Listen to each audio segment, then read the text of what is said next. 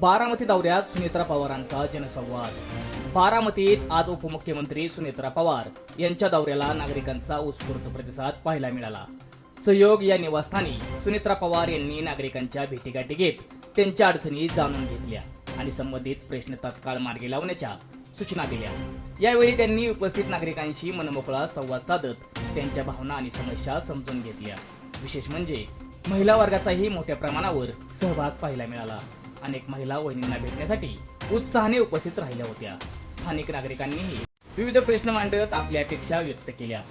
सुनेत्रा पवार यांनी सर्वसामान्यांच्या प्रश्नाबाबत संवेदनशील भूमिका घेत प्रत्येकाला न्याय देण्याचा प्रयत्न केला। बारामती दौऱ्यादरम्यान नागरिकांशी थेट संवाद साधत सुनेत्रा पवार यांनी पुन्हा एकदा जनसंपर्काचा वेगळा ठसा उमटवला आहे।